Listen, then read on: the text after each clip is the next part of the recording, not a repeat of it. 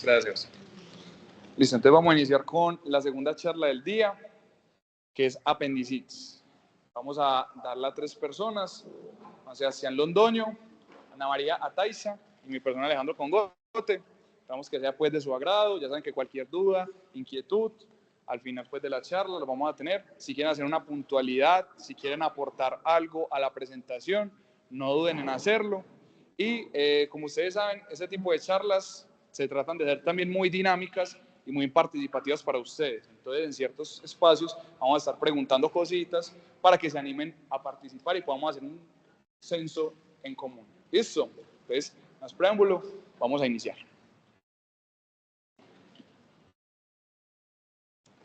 Bueno, buenas tardes.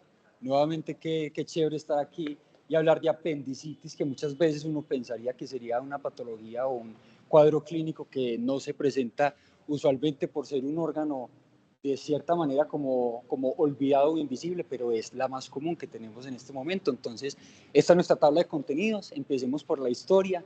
Nos gusta hablar de historia para devolvernos hacia el pasado y recordar o analizar qué es lo que ha pasado con nosotros y con la vida. Entonces, se ha determinado que aproximadamente en 1492 se empezó a hablar del apéndice. Entonces es muy importante porque Leonardo da Vinci dibujó el primer apéndice y después en 1521 y 1543 se entregaron estos vestigios del dibujo de da Vinci. Entonces miren qué interesante, aquí tenemos el apéndice, miren los primeros dibujos de apéndice, aquí tenemos otros. Entonces qué chévere y qué interesante volvernos un poquito en el tiempo y reconocer la importancia de la historia. Entonces hablemos de la anatomía, que es el apéndice. Es un divertículo intestinal que se posa en el ciego, entonces es como la parte inicial de nuestro sistema digestivo, en este caso el colon, entonces es corto de 6 centímetros a 10 centímetros, la posición normal es la retrocecal, entonces es muy importante determinar que puede tener varias posiciones que determinarían ciertos cuadros clínicos diferentes. Entonces, aquí tenemos algo muy importante que es toda la anatomía y la irrigación. Recordemos que en el sistema digestivo las principales son tronco celíaco por hepática común, por esplénica y por gástrica izquierda, y mesentérica superior, un tercio, mesentérica inferior, el segundo tercio, y finalmente tenemos la arteria pendicular, que es rama de la arteria ileocólica mesentérica superior. Listo, miren acá, aquí tenemos en una paciente más o menos cómo estaría el esquema. Entonces tenemos el apéndice vermiforme, ciego, ascendente, la flexura cólica derecha o la flexura esplénica y la flexura cólica izquierda o hepática y la esplénica, colon sigmoide, recto y conducto anal finalmente. Aquí tenemos un paciente, ese es el atlas bibliográfico de anatomía. Este paciente, pues, su cuerpo fue donado para todos estos fines académicos y anatómicos. Entonces, miren qué interesante cómo estaría sin epiplón mayor, sin este peritoneo, todo el sistema digestivo, desde boca hasta el ano. Y aquí tenemos nuestro apéndice en la posición 4, junto con el ciego en la posición 3. Entonces, vamos a hablar de algo muy importante. Alejo nos compartió como hace 8 días las posiciones que podría tener el apéndice. Tenemos 2 grandes y son muy importantes. Aquí tenemos el descenso en la pelvis menor, que sería el apéndice colgante. Tenemos el retrocecal, que es el más común, lo tenemos acá justamente detrás de esa porción del ciego. El preileal, que sería el C, mírenlo, aquí tenemos el ilion, y el retroileal, que estaría detrás del ilion.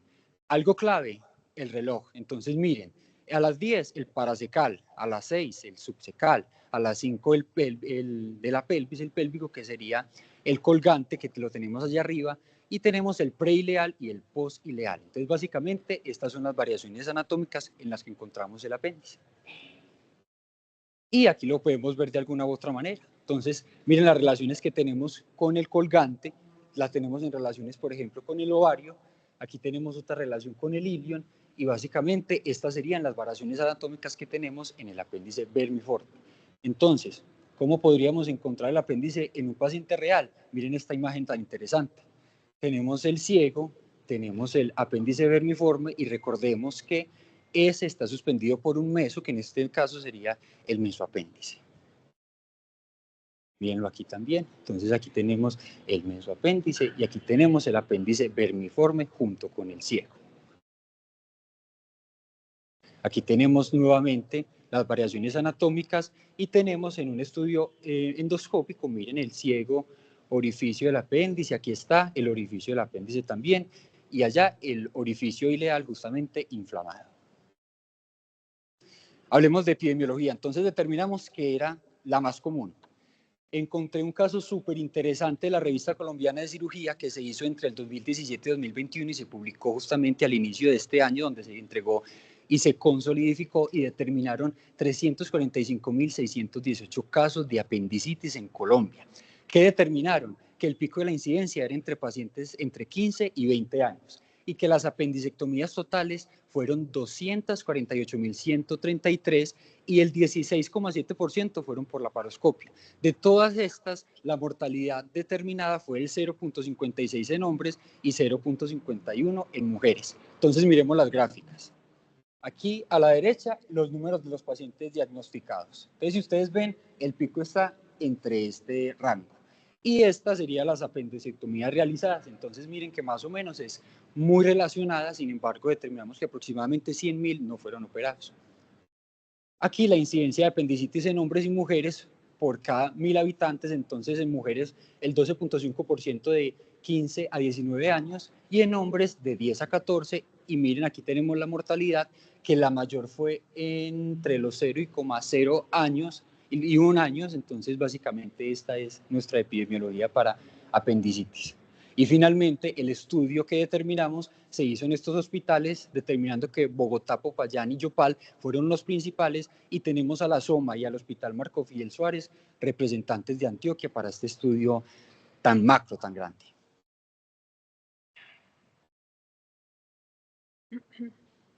Bueno, entonces ahora en cuanto a la etiología, tenemos que entonces la apendicitis es una inflamación del apéndice secundaria a la obstrucción de la luz apendicular. Esta obstrucción va a generar una infección y una hematización del apéndice, causando un bloqueo en el drenaje linfático y venoso y un sobrecrecimiento bacteriano. Bueno, en la apendicitis vamos a encontrar 4 grados o 4 fases de acuerdo a su patogenia. Primero vamos a encontrar la apendicitis edematosa, que aquí vamos a encontrar un bloqueo en el drenaje linfático y venoso. Las bacterias básicamente van a invadir la pared del apéndice y va a empezar un proceso de translocación bacteriana, lo que nos va a llevar a esa edematización.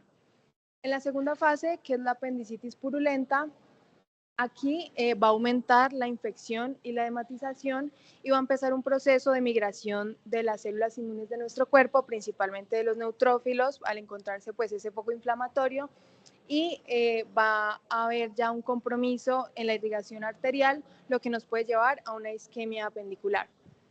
La tercera fase, que es la apendicitis gangrenosa, esta fase se va a dar si esa isquemia apendicular llega a producirse, y aquí vamos a encontrar una debilidad en las paredes del apéndice y una muerte del tejido blando. En la última fase, que es la apendicitis perforada, aquí pues esta nos puede llevar a una peritonitis focal o difusa. Bueno, entonces como mencionaba, pues la principal causa de la apendicitis es la obstrucción de la luz apendicular y tenemos ciertas causas de esa obstrucción. Primero tenemos las causas endoluminales, que aquí vamos a encontrar los fecalitos, pues que son acumulaciones de heces, y los parásitos. En las causas parietales vamos a encontrar la hiperplasia de folículos linfoides submucosos, y en las causas extraparietales, que estas no son tan comunes, pero aquí se mencionan los tumores y las metástasis en órganos cercanos.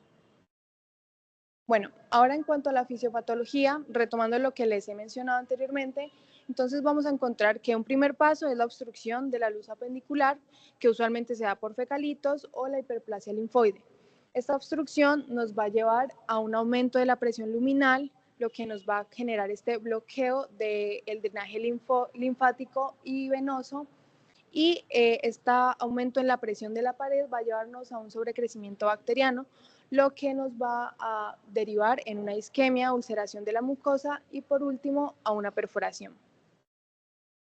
En cuanto a la clínica, tenemos que en los síntomas se va a presentar un dolor periumbilical, que este dolor es un dolor visceral que está asociado a su origen embriológico en el intestino medio y va a migrar a la fosa ilíaca derecha, que es un dolor parietal en 24 horas aproximadamente. También vamos a encontrar náuseas y vómito, que el vómito es por un estímulo vagal, porque recordemos que el apéndice está inervado por el nervio vago. Vamos a encontrar la anorexia, que esto se explica fisiológicamente porque vamos a tener el reflejo peritoneo intestinal, que este es un reflejo inhibitorio, lo que el paciente al tener esa inflamación y ese dolor va a inhibir el peristaltismo, lo que explica que a auscultación no se escuchen esos ruidos peristálticos o estén disminuidos.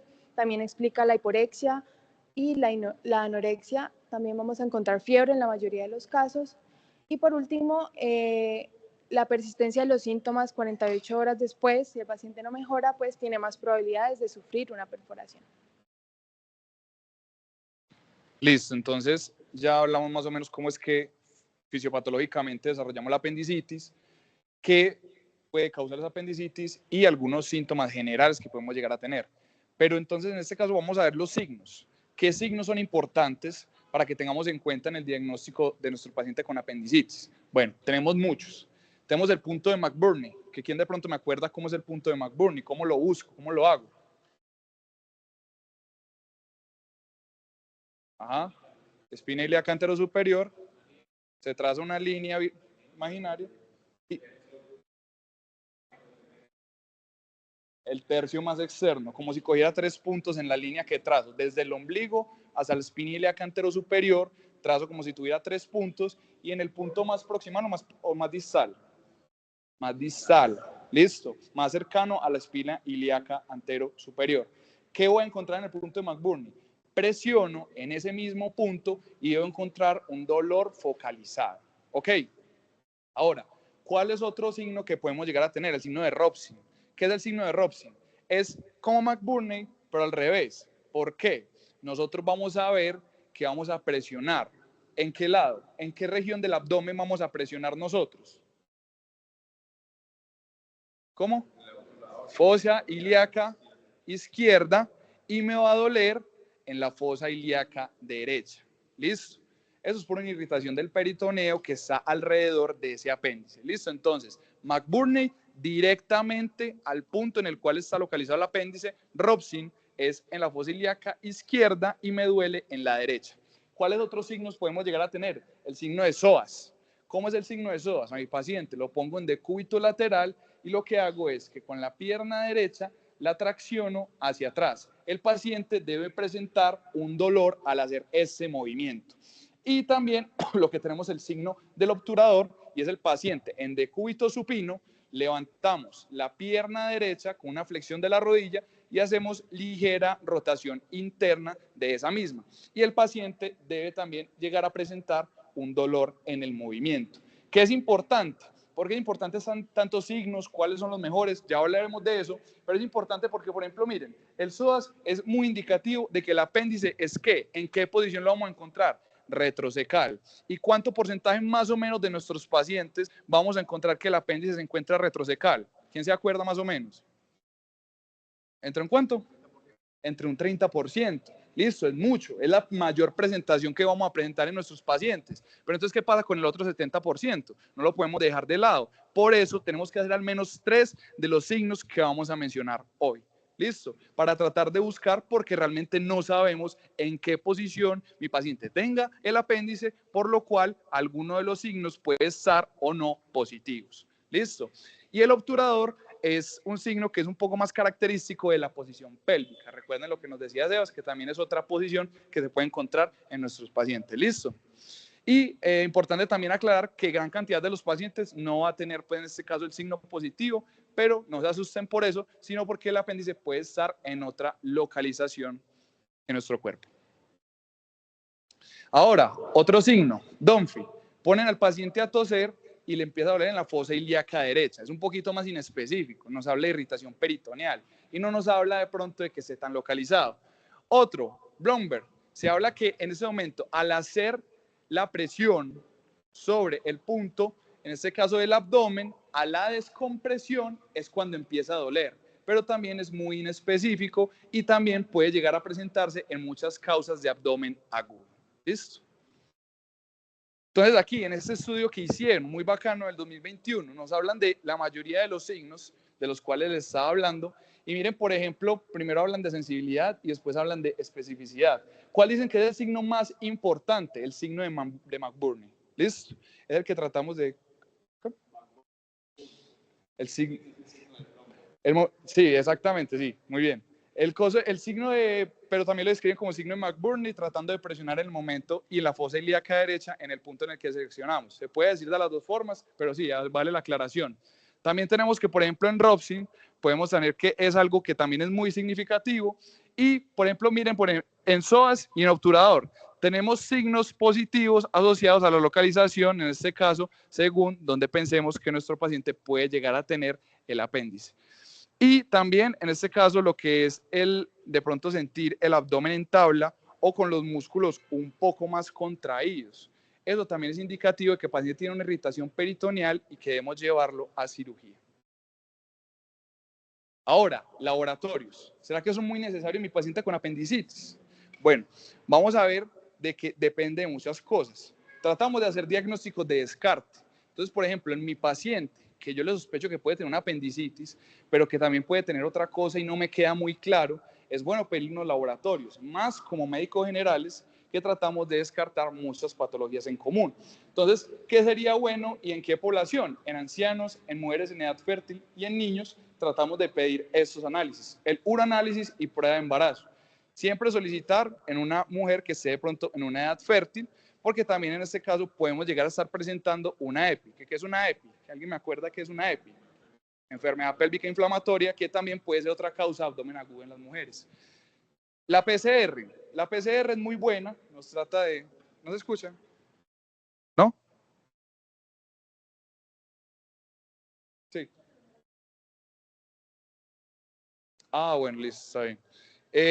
Ahorita digo las preguntas. La PCR, ¿qué me dice la PCR? ¿Qué me indica? La PCR me está hablando de un proceso inflamatorio, pero obviamente no es un signo, no es en este caso un laboratorio que sea específico de la apendicitis. Simplemente me dice que estoy en un proceso inflamatorio, puede ser de cualquier otra cosa. Y como les digo, poca calidad diagnóstica. El hemoleucograma. Muchos de estos pacientes vamos a ver que presentan una leucocitosis. Pueden tener más de 10.000 y es indicativo y es muy sugestivo cuando tiene una desviación a la izquierda con una neutrofilia, es decir, con los neutrófilos alterados, con los neutrófilos aumentados. ¿Qué es importante esto? Recuerden lo de la fisiopatología. Tenemos el proceso de inflamación, donde se empiezan a elevar los reactantes agudos, reactantes de fase aguda. En ese proceso inflamatorio en el que tenemos nuestro paciente, hablamos de la migración de las células inmunes y cuando llegan esas células inmunes allá, principalmente ¿cuáles? Los neutrófilos, que hacen esa cantidad de pus que pueden llegar a presentar en el apéndice y empeoran todo el proceso. Entonces, tenerlos aumentados también es algo sugestivo de que el paciente esté presentando una apendicitis. ¿Qué sensibilidad y especificidad tiene? Bueno, una sensibilidad, esto en este caso hablando solo del hemoleucograma, de estos hallazgos, del 70 al 80% y una especificidad del 55 al 65%. Entonces, ¿cuándo de pronto uso escalas para apendicitis y qué me dicen estas y cómo las interpreto? Yo les pregunto a ustedes, el que me quiera responder. Las escalas en apendicitis las uso siempre. Y de pronto, ¿quién me quiere decir qué escalas conoce? ¿Cuáles? AIR, Alvarado modificado, Tripasa. También hay otra que se llama la AAS, que es de Adult Appendicitis Score, que vamos a hablar incluso de ella. Entonces, ¿cuándo las uso? ¿Listo? Se ha visto que para el médico general es a veces muy difícil diagnosticar una apendicitis, porque como les digo, tenemos muchos diagnósticos diferenciales de abdomen agudo. Entonces, tratamos de usarla cuando el paciente tengamos la duda. Después de hacer toda la parte clínica, si vemos que es necesario, hacemos una parte de laboratorios y si vemos que seguimos con la duda de nuestro paciente, es mejor que nos ayudemos de una escala y de escalas que estén verificadas. Entonces vamos a ver aquí que en esta guía del 2020, de la cual me basé para la mayoría de la charla, nos recomienda dos escalas principales, la AIR y la AAS, que es la que les decía de Adult Appendicitis Score, y tratamos de siempre usarlas y seguir los parámetros de los cuales nos va a decir según la interpretación. ¿Qué nos hablan de Alvarado? Miren lo que nos dice. No tienen la suficiente especificidad en el diagnóstico de una apendicitis aguda en adultos y se ve que no es buena diferenciando entre lo que es una apendicitis complicada a una apendicitis que no es complicada. Entonces, la recomendación de la guía, ¿cuál es? Use AIR y AAS. ¿Listo? Ahora, esa es la AAS que les decía, Appendices Adult Score, y tratamos de hacer la interpretación con lo siguiente. Tratamos de evaluar todos estos parámetros de nuestro paciente y según los parámetros nos va a dar un puntaje específico. Si tenemos que nos da un puntaje de 10 o menos, ese paciente no es sugestivo de apendicitis. Puede dejarlo si quiere en observación, unas 2, unas 4 horas más para ver qué puede llegar a hacer con él. Pero lo más probable es que el paciente no lo tenga y lo pueda descartar e irse de alto. En el alto, en un puntaje alto de 16 o más, ese paciente es muy sugestivo de que tenga apendicitis. Entonces, ¿qué vamos a hacer con el paciente? Si es muy sugestivo, llevarlo a cirugía. Simplemente lo remitimos para que se haga la cirugía, ya sea por la parotomía o por la paroscopia. Pero aquí viene el problema. Entonces, ¿qué hago con un paciente que me llega en un riesgo intermedio, en un score de 11 a 15? ¿Qué es lo que le hago a mi paciente? ¿Qué me ayudaría? ¿Qué sería el segundo paso? Porque no es lo suficientemente bajo como para descartarlo, pero tampoco es lo alto como para llevarlo a cirugía. ¿Cómo? Una imagen, exactamente.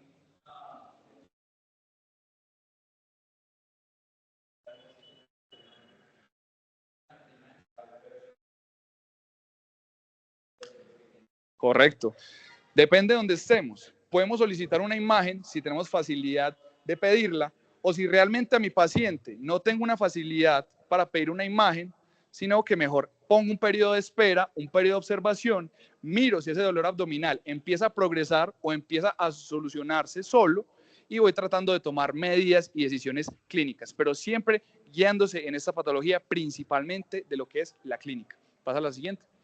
Y este es el AIR, que es con un sistema de puntajes diferente, pero que seguimos la misma rúbrica. ¿Listo? Baja probabilidad, descartamos, si quieren dejan observación por si quieren estar un poquito más seguros. En riesgo intermedio, observamos, no está mal observar simplemente al paciente unas 12 horas a ver cómo evoluciona, o si no, tengo la posibilidad de hacer imágenes en mi paciente. Y alta probabilidad, no hay discusión, llévelo a cirugía. Listo. Entonces, lo que les decía, riesgo intermedio, vamos a recomendar imágenes. ¿Y cuál es la mejor imagen que vamos a recomendar en un riesgo intermedio después de aplicar las escalas? La TAC. Pásala. Pero ahora, siempre debe tener contraste la TAC que le mando a mi paciente. ¿Qué dicen ustedes? Quiero que, por ejemplo, me alce la mano quien considera que siempre debe tener contraste la TAC que le voy a mandar a mi paciente. Para apendicitis, sí, obvio. No está mal, alcen la mano si quiere. Se dice que sí, listo. ¿Quién más dice que sí? 2, 3, 4. ¿Nadie más? Vamos a ver que, como hablábamos, la TAC es la imagen de elección que siempre vamos a tratar de utilizar siempre que la tengamos disponible en nuestros pacientes. ¿Y qué se ha visto? Que con contraste tiene una sensibilidad del 96% y una especificidad del 93%. Pero sin contraste tiene una sensibilidad del 91% y una especificidad del 94%. Entonces miren que no varía mucho. Pero ¿qué se recomienda siempre? Úselo con contraste si no hay contraindicaciones de que el paciente lo pueda recibir. Una alergia al contraste, una mujer embarazada o un niño que se recomienda no usar el contraste, pues se puede usar sin contraste y miren que también son sugestivos los hallazgos que se pueden llegar a presentar. ¿Qué es lo que hablamos también? Bueno, y el contraste, una aclaración, debe ser intravenoso. ¿Listo? Por el contraste vía oral es mucho más inespecífico y baja mucho la sensibilidad y mucho la especificidad. Ahora, la eco. La eco, incluso en muchas guías y en muchas partes, se recomienda como la primera línea de disponibilidad de mi paciente. Me va a poder encontrar hallazgos de que el paciente tiene apendicitis, si tiene, por ejemplo, un fecalito, puede llegar a observarse, pero es que ¿cuál es el problema? No todos estamos entrenados para poder usar una ecografía de la mejor manera y no en muchos casos se logra visualizar el apéndice y si no se logra visualizar el apéndice en ecografía, pues cómo vamos a poder usar esa ayuda diagnóstica, esa imagen de forma adecuada. Entonces, realmente dicen, usted tiene una eco, si tiene alguien entrenado, trate de usarla. Incluso los entrenados a veces no logran visualizar una apendicitis a través de la ecografía. Si no lo visualiza, pues llévelo a TAC. O muchas partes también dicen, tengo el TAC de una, no voy a arriesgarme a ecografía porque es perder tiempo. Llévelo al TAC de una vez y póngale el contraste. ¿Listo? Listo, ahora para que hablemos de imágenes, y hablemos de ecografías y tomografías, les quiero compartir esta imagen. Esta se hizo en la Universidad de Toronto, donde queríamos reflejar y reconocer cómo es el interior del sistema intestinal, en este caso del colon, con doble contraste. Entonces, este paciente primero se le hizo un lavado, entonces las heces fecales se eliminaron de su colon y se le ingresó bario. Entonces, este paciente se encuentra con bario. Este es el primer medio de contraste. Luego se eliminó el bario, pero como es un segundo medio de contraste, en la zona luminal de todo el intestino todavía tenía condiciones de bario. Entonces, ¿qué encontramos? Normalmente vemos el colon ascendente, vemos las austras, vemos el colon transverso, el descendente y el recto. Entonces, para que reconozcamos y recordemos cómo se vería el colon en esta imagen con el contraste. Ahora hablemos de todo lo que tiene que ver con la ecografía. ¿Quién me dice qué podemos encontrar en esta ecografía y qué corte sería esa ecografía? La A. ¿Quién me ayudaría determinando o hablando de qué encontraríamos en esta imagen A? ¿Qué corte sería y qué estamos estudiando? Ok. ¿Qué más dicen?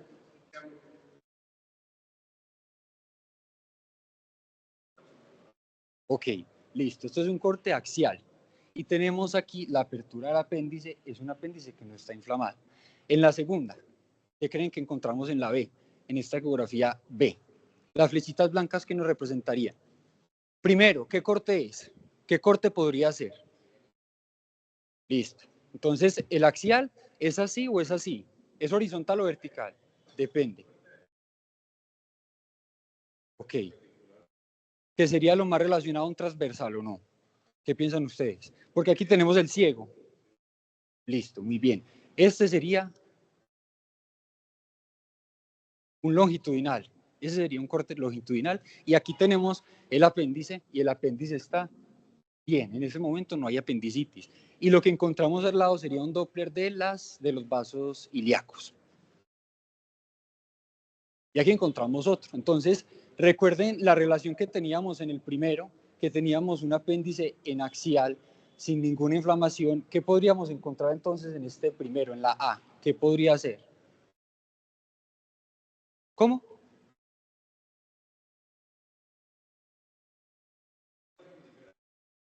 Ahí ya el apéndice está inflamado y ya tenemos apendicitis. ¿Qué sería? ¿Cómo?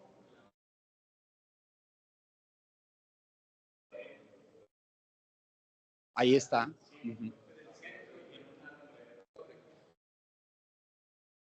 En la de allá, ¿ustedes qué creen que sería el numeral en esta? El numeral ¿qué sería? Esa es la grasita, el meso del apéndice. Está bien. Listo. Miren acá, tenemos otro. ¿Quién me ayuda con el A? Sería un corte. Entonces ya vimos dos, longitudinal o axial. ¿El A qué sería? ¿Qué creen que sería? ¿Un axial o un longitudinal? Axial, muy bien. ¿Y ustedes creen que el apéndice está inflamado o encontramos un apéndice normal? ¿Cómo lo ven ahí? Lo voy a dibujar. Este sería la zona superior y este sería el ingreso, la luz. Ahí está inflamado. ¿Y qué creen que encontramos en la B? Que sería el mismo paciente. En la B, ¿qué tenemos? ¿Qué creen que tenemos acá? Ahí tenemos nuevamente el apéndice y corte axial y tenemos un apendiculito. Entonces ahí tenemos lo que hablaban ahorita, que se hace la obstrucción por ese fecalito, ya tenemos un apendiculito. Y este es otro paciente. ¿Qué corte sería esa C? Muy bien, longitudinal, y ahí tenemos un apendiculito. Ahí se ve. Esto que vemos acá se le llamaría una sombra acústica. ¿Qué es la sombra acústica? El apendiculito rebotando todas esas señales del eco. Y aquí tenemos entonces tomografías. Entonces, ¿qué corte tenemos aquí? Coronal, muy bien. Listo. ¿Ustedes qué creen que aquí tenemos el apéndice, cierto? Y yo les hablé de las posiciones anatómicas del apéndice. ¿Cuál sería la posición anatómica del apéndice en la imagen B? ¿Quién me ayuda? ¿Qué creen que es? ¿Cuál sería? ¿Ustedes qué creen que hagamos el relojito, este es el reloj. 12, 6, 3, 9. Más o menos, ¿qué sería? 11. O lo podemos dirigir un poquito más como a 10, porque eso no es preciso, eso no es perfecto, la anatomía no es perfecta. Sería más o menos unas 10. ¿Y 10 qué es? Paracical, listo. Entonces ahí lo tenemos, paracical. ¿Y este qué corte sería? ¿Un corte qué?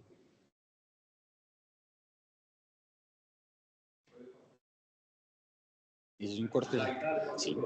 Ese es un corte sagital y este apéndice está en perfectas condiciones. Está súper bien. Listo. Miren esto. Ayúdenme otra vez con los cortes. ¿Qué corte sería este? Coronal. Listo. Aquí tenemos el apéndice inflamado. Esta raya, esta flecha, ¿qué sería? ¿Qué creen que sería? Que ya se los dije en ecografía. Ahí tendríamos un apendiculito, otra vez un apendiculito. Entonces Alejo nos mencionaba que la ecografía es muy complicada porque muchas veces no se tiene la capacidad para analizarlo y muchas veces también el paciente está en un momento urgente o estamos lejos, lo que sea. Entonces nos vamos directamente a tomografías. Pero si hacemos una correlación entre el apendiculito que encontramos en la eco y en la TAC, podemos como hacer similitudes. ¿Esta cuál sería? ¿Una qué?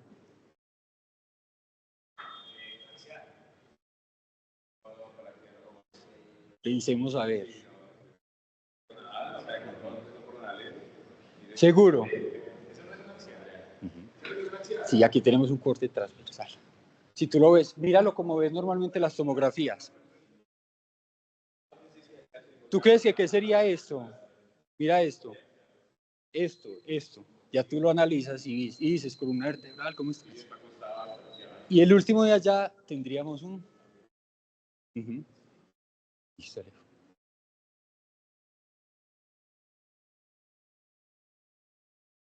Listo, entonces ya vimos más o menos cómo se puede llegar a ver normal el apéndice en nuestro paciente. ¿Listo? Ahora, ¿qué hallazgos son sugestivos de apendicitis en la TAC en el paciente que yo lo estoy sospechando? Vamos a tener que el apéndice tenga una dilatación de 6 o más milímetros, tenga un engrosamiento de la pared de 3 o más milímetros y pueda llegar a tener estrías inflamatorias del tejido graso periapendicular. Esto en una apendicitis que no es complicada. ¿Ok? Y les hago una pregunta. ¿Ver el fecalito solo me da el diagnóstico de apendicitis? Si solamente veo el fecalito y digamos que no estoy viendo absolutamente nada más, no veo el apéndice distendido, las paredes engrosadas, solamente veo el fecalito, ¿me es diagnóstico de apendicitis? No, exactamente no. Sí puedo tener un fecalito normalmente, pero si no me está obstruyendo y no me está causando los otros cambios inflamatorios de los que estamos hablando, no tenemos una apendicitis. Miren, por ejemplo, entonces como se vería ahí, logramos ver arriba exactamente el apéndice ya distendido. Y aquí, estos son los hallazgos sugestivos en la TAC de una apendicitis complicada. Entonces, por ejemplo, podemos ver los apendicolitos, la formación del absceso, el defecto en la pared apendicular en la cual ya se perforó, entonces es una descontinuación de esa pared, puede haber gas extraluminal, líquido periapendicular o libre en lo que es la cavidad intraperitoneal. Además de poder presenciar una inflamación o flemón apendicular grave, que ya lo vamos a mencionar más adelante. Pásala. Aquí también es otra imagen, simplemente pues como tratando de visualizar el apéndice que está más distendido y pues no se ve muy bien, pero en la flecha de la imagen de su derecha podemos ver que el apéndice está un poco distendido también, pero con la formación de un absceso a su alrededor. Pásala por.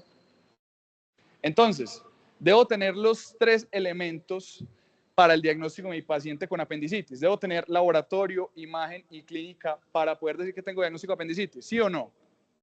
¿Quién dice que sí? ¿Que si necesito los 3 para dar el diagnóstico?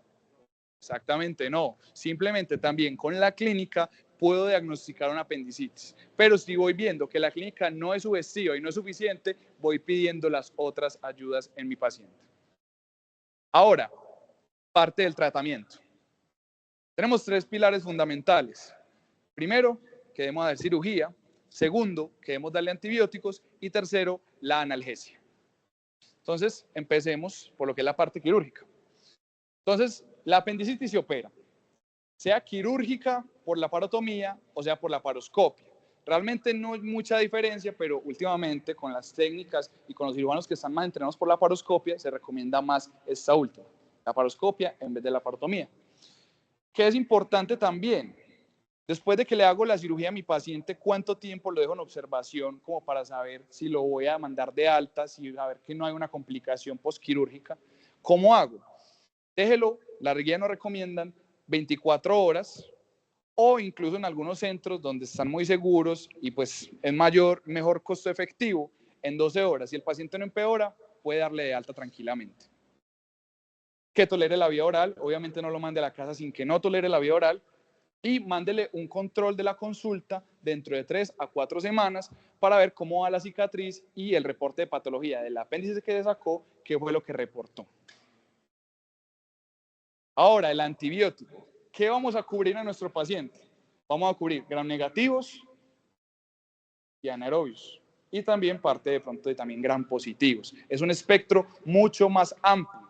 Y por ello mismo, el tratamiento antibiótico tiene que ser muy amplio. ¿Qué nos dicen en este caso? Nos recomiendan que antes de la cirugía pongámosle una dosis de cefazolina intravenosa con metronidazol, solamente una única dosis. O en otros espectros y en otros manejos y en otras guías nos pueden recomendar un manejo en monoterapia con ertapenem o incluso con pipetazo. Miren que ese tratamiento no es extendido, es una única dosis antes de llegar a hacer la cirugía. ¿Y por qué? Porque se ha visto que en una apendicitis no complicada está indicada este tratamiento antibiótico perioperatorio. ¿Por qué? Porque puede reducir el riesgo de infección por las heridas quirúrgicas que puede llegar a presentar mi paciente. Entonces, siempre pónganlo ahí. En posquirúrgico, ¿ustedes creen que posquirúrgico deberíamos, devuélvelo, Seas, en posquirúrgico deberíamos ponerle también antibiótico a mi paciente luego de que ya saqué el apéndice? ¿Creen que es necesario? Si, por ejemplo, es no complicada, ¿deberíamos ponerle? Realmente no deberíamos ponerle. Y las guías siempre nos dicen, no le ponga en posquirúrgico, en una apendicectomía, un apéndice que no es complicado. Recuerden que cuando hablamos de complicada, ¿qué hablamos? De que haya un absceso, de que se haya roto la pared apendicular y haya una peritonitis, o incluso de que se haya formado lo que es un plastrón. ¿Listo? Ahí hablamos de complicada. ¿Listo? Y de pronto, ese antibiótico deberíamos ponerle, ¿ustedes qué pensarían sobre ponerle de pronto un amoxiclavulanato o una ampicilva? Ese régimen estaría bien si lo pongo a mi paciente como tratamiento antibiótico, tratando de cubrir todo lo que dijimos anteriormente, porque este esquema se recomienda incluso en guías americanas. Se recomienda ampicilva o amoxiclavulanato. ¿Qué piensan sobre ese régimen? ¿Deberíamos también hacerlo acá?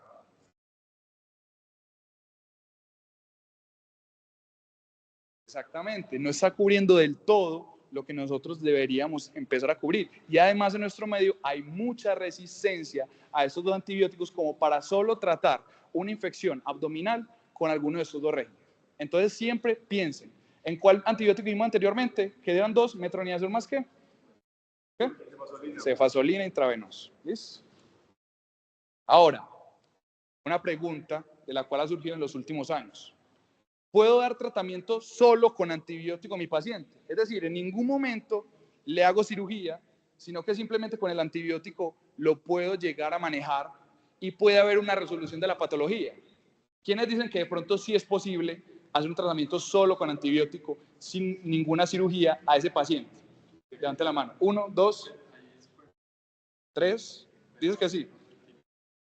3, 4, 5, 6.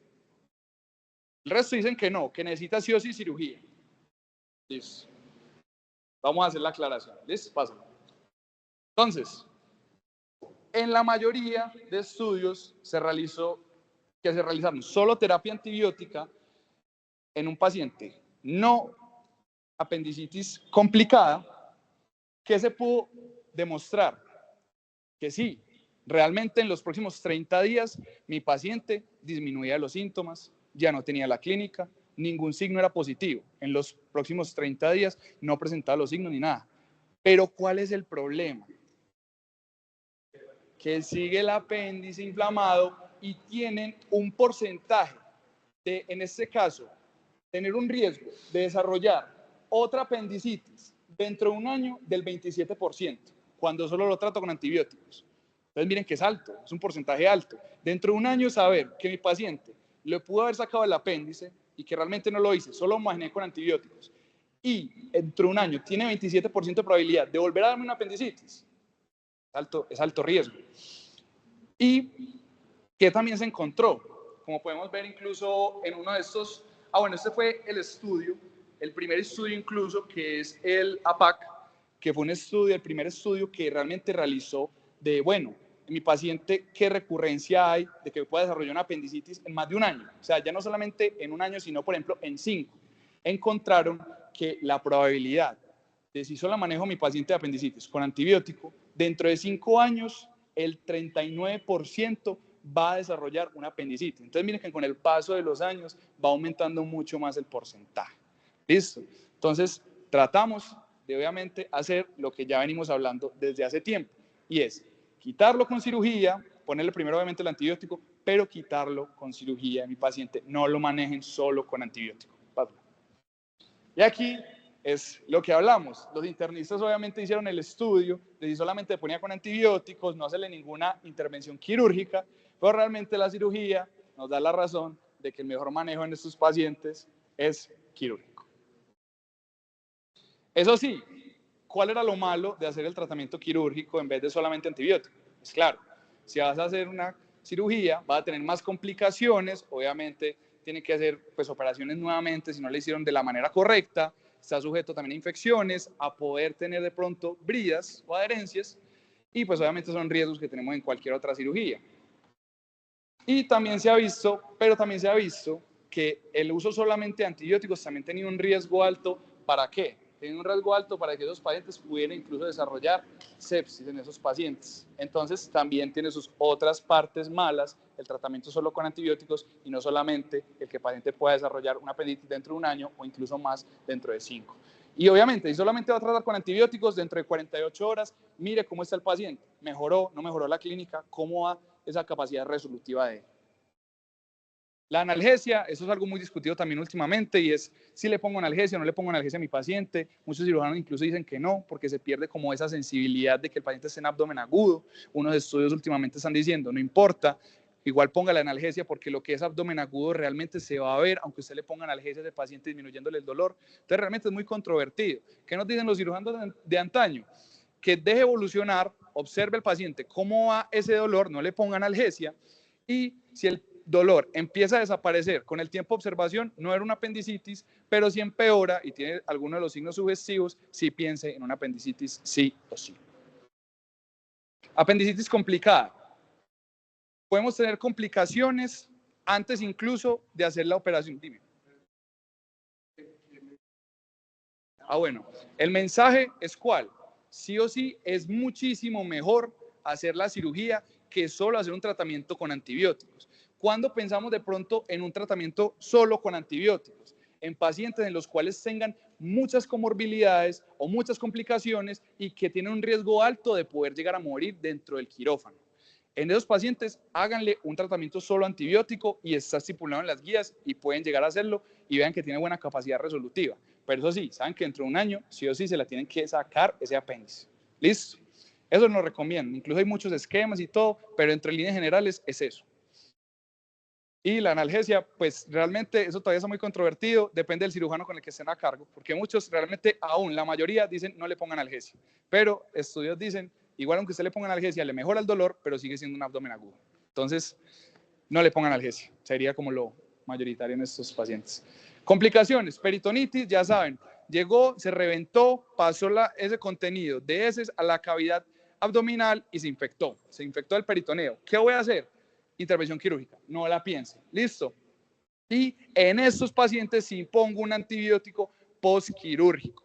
¿Listo? Cuando presento una peritonitis por 3 días y tratando de hacerlo dirigido por el cultivo que le hice intraquirúrgico. Plastrón, ¿qué es el plastrón? Cuando el paciente llega incluso a perforarse, hay alguna forma de defensa del cuerpo, y es que a través de las tasas intestinales y lo que es también esa grasa que hay alrededor, pueden llegar a encerrar y evitar de que ese contenido llegue a salir a la cavidad abdominal. Y si no sale a la cavidad abdominal, se llega a contener y se forma lo que conocemos como el plastrón apendicular. Y el absceso es simplemente también una infección que puede llegar a un acúmulo de un líquido infectado que puede estar alrededor del apéndice, y el tratamiento es antibiótico y drenaje, si es lo más recomendado, y tratar de hacer una apendicectomía dentro de 3 a 4 semanas, pero ya es más programada, no es de urgencia. Es como un algoritmo, después si quieren lo miran, pero es en línea general a los que acabamos de hablar. Y las complicaciones posoperatorias, que en este caso, ¿cuándo lo sospecho? ¿Cuándo sospecho que mi paciente tiene una complicación posoperatoria? Si el paciente tiene antecedente de una apendicectomía y tiene un dolor muy crónico, en este caso, pues a diferencia de lo que podemos llegar a presentar en apendicitis, y es de 5 a 7 días, piense que ese paciente después de ese quirúrgico empezó con una complicación posoperatoria y evalúe qué es lo que le va a realizar. ¿Listo? Antecedente y la clínica de dolor de 5 a 7 días. Entonces, a esos pacientes los opero de entrada, estoy en posquirúrgico, estoy en este caso dudando y pensando que puede tener una complicación de pronto de un absceso, puede tener incluso una peritonitis, lo entro y le hago cirugía de una. ¿Qué piensan? Lo más recomendado es imagen. Hagámosle otra TAC. No entre cirugía de una. ¿Cuándo entro en cirugía de una? Pásala. Cuando de pronto llego y mi paciente tiene de pronto una peritonitis, estoy sugestivo de que el paciente, por el muñón apendicular, de que yo lo quité, le hice la sutura, pero igualmente pudo haberse perforado y tiene clínica de que el paciente puede estar presentando una peritonitis porque una peritonitis es una infección ya muy grande, ese sí va quirúrgico sí o sí, sea posoperatorio. Pero el paciente que tenga un absceso superficial, en este caso que simplemente sea por la cicatriz, o un absceso profundo, es mejor que hágale la imagen, mire cuánto mide ese absceso, si es sugestivo de drenaje percutáneo, drénelo, y si no, solo manéjelo con antibiótico. ¿Listo? Pásalo. Otras complicaciones hemorrágicas, si tenemos, por ejemplo, que por compromiso del sistema arterial que podemos llegar a presentar, el paciente empieza a sangrar, con una pérdida de sangre significativa, y ya saben que la imagen que tratamos de mostrar en nuestros pacientes es la TAC con contraste. La peritonitis, sí o sí, cirugía urgente, incluso a veces recomiendan dejar un drenaje para esos pacientes. Y el absceso, lo que decíamos, si es solamente superficial de la cicatriz, vamos a hacer una apertura parcial de la cicatriz, lo lavamos simplemente, y el antibiótico, pues bueno, podemos mirar a ver, pero realmente no se recomendaría. Si es solamente superficial y es de la cicatriz, no le pongan antibiótico, simplemente con el lavado y simplemente con quitar todo ese cultivo que hay ahí de bacterias, se soluciona. Pero si es profundo, ahí sí es necesario. Si mide más de 5 centímetros, un drenaje percutáneo y manejo de antibiótico. ¿Listo? La apendicectomía de intervalo es una de las cosas que, por ejemplo, llega mi paciente, llegó y es manejado solamente con antibióticos y después se mejoró. Se fue para la casa y, en este caso, después me llega y llega con la clínica otra vez de apendicitis. Ese paciente es mejor quitárselo de una vez, muchachos. Es mejor que le quiten a ese paciente el apéndice, porque realmente ya vimos qué riesgos tenemos de que pueda llegar a presentarlo en un tiempo más adelante. En conclusión de todo lo que hablamos, vamos a ver qué sigue siendo el diagnóstico clínico. En Estados Unidos, como tiene más facilidad de imágenes, se trata de usar más esa guía de un TAC con contraste. Si se tiene duda, haga las escalas pertinentes. Riesgo alto, operación, riesgo intermedio, imagen, riesgo bajo, descarte. Y la tasa, en este caso, de apendicectomía sana es muy curioso porque en medios pues, del primer mundo son del 6%, en este caso muy poquitas infecciones se presentan después de la cirugía, pero en nuestro medio el 11% van a tener alguna complicación después de la cirugía. Y importante, la eficacia de la estrategia no quirúrgica solo con antibióticos era del 73% dentro de un año. Y la mayoría de los pacientes a los 5 años, recuerden, el 39% va a desarrollar nuevamente una apendicitis. Muchas gracias, muchachos.